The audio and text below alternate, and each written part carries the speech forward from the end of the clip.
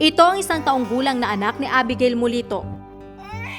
Pero ang kanyang timbang, pang 3 buwan lang.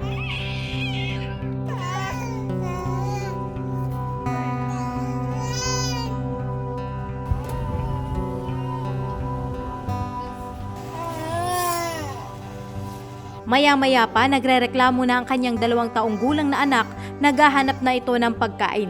Mag-alas 10 na kasi ng umaga, hindi pa sila nag-aalmusal. Kakain ka na. Kaya naman nanghingi na ito ng pagkain sa kapitbahay.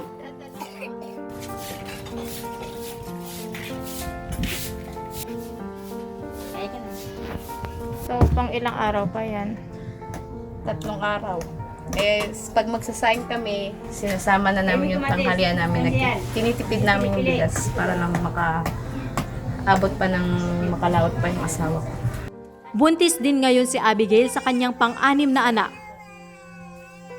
Minsan, nakakakain din kami, minsan wala. Minsan nga sa isang araw, hindi nga kami nakakakain. Umiyak lang ako, tapos dinadasal ko lang din na sana may taong tumulong sa amin. Bukod sa pagkain araw-araw, problema rin nila kung paano babayaran ang kanilang renta sa bahay na 1,000 kada buwan. Ito nga pong bahay na to na inuupahan namin, pinapalayas na nga po kami dito. Kasi mahigit 1 taon na kami hindi nakabayad.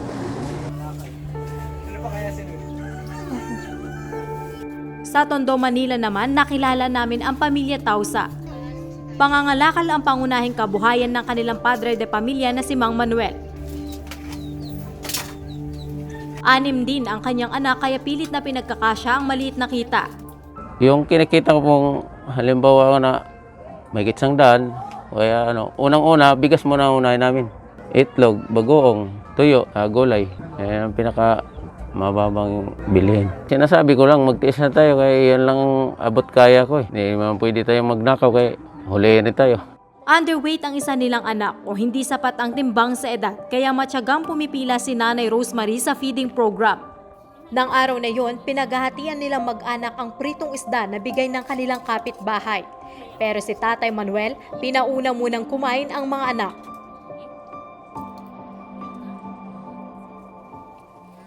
Minsan po, umiyak na lang ako kasi wala-wala talaga. Paano yung maliit ko, maghanap talaga ng ulam po yan. Sabi niya, Mama, wala ulam? Hindi ko, wala talaga anak.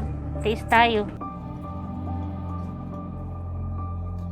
Ayon sa datos, nasa 5.8% o 600,000 ng mga batang 5 taong gulang pababa ang biktima ng acute malnourishment. Nasa 19% or 2.1 million ang underweight.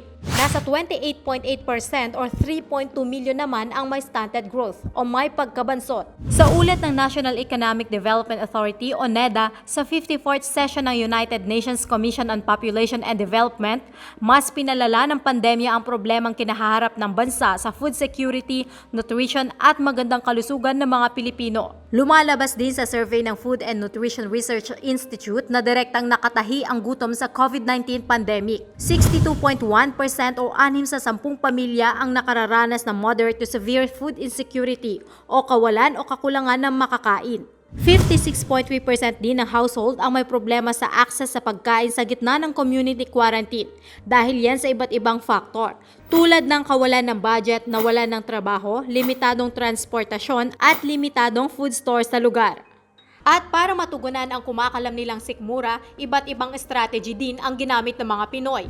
71.8% ng households ang bumili ng pagkain sa pamamagitan ng utang. 66.3% naman ang nangutang ng pagkain sa mga kaanak, kaibigan o kapitbahay.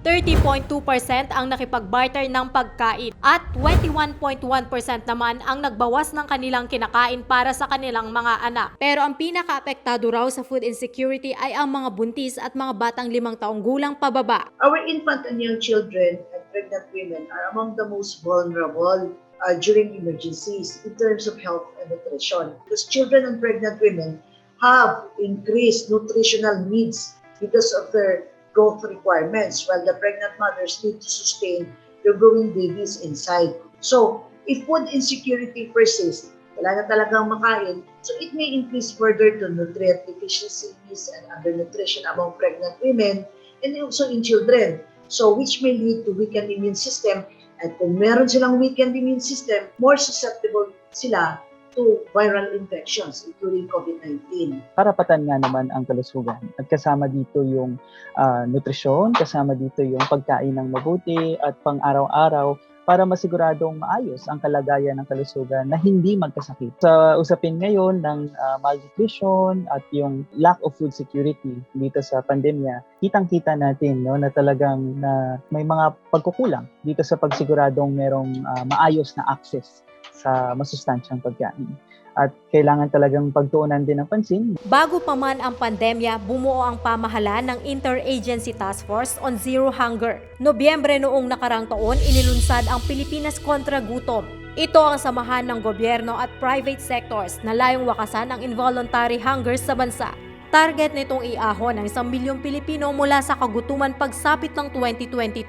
Ito ay sa pamamagitan ng food availability and accessibility, nutrition adequacy, repurposing food surplus o food banking, at assistance during times of crisis.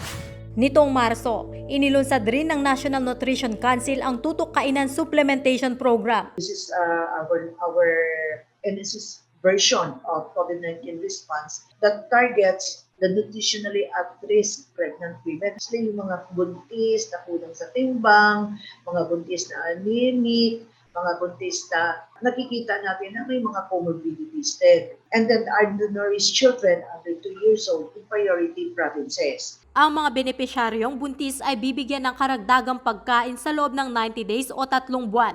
Sila ay araw-araw na imomonitor at kukuhaan ng timbang kada buwan para malaman ang pagbabago sa kanilang nutritional status. Bukod sa food commodities, may nutrition education din para sa kanila. Sa June naman, sisimulan ang phase 2 ng programa. Ito ay nakalaan para sa mga bagong silang na sanggol hanggang 23 buwan. We also have health interventions because of the Universal Healthcare Law, which will also improve not only the health but also the nutrition of our individuals. Overall, our population program is still focused on community-based family planning. It's a signal to government na we really need to ramp up our work to end hunger in this country and to improve food insecurity among the many households. And we believe mas resilient yung household if you have a smaller family. If you're able to practice family planning, hindi madadagdagan yung burden of feeding in the household. Backyard gardening at farming naman ang sinusulong ng ilang lokal na pamahalaan, tulad dito sa Barangay Silangan, Quezon City. Nasa 92 farmers ang benepisyaryo ng Buhay sa Gulay program ng LGU at Department of Agrarian Reform na sinimulan nitong Enero.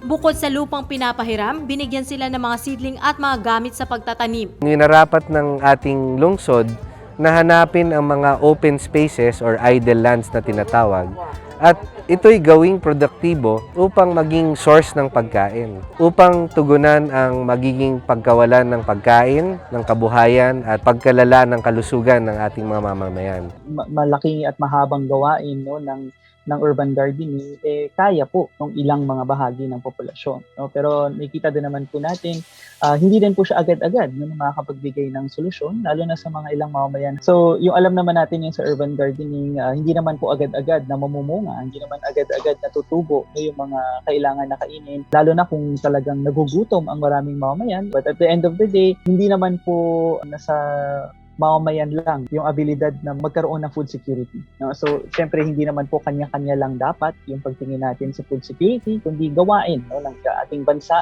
Mas pinalala ng pandemya ang kakulangan sa nutrisyon ng mga mahihirap nating kababayan. Kaya dapat agaran ng mga kinaukulan ang mga solusyon para dito, para hindi na tumagal pa ang pagkalam ng sikmura ng mga nangangailangan.